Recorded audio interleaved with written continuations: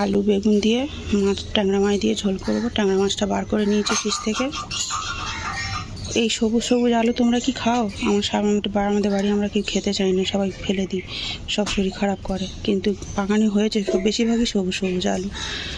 এটা হালকা হালকা আছে নিয়েছি, যেগুলো বেশি সেগুলো ফেলে দিয়েছি।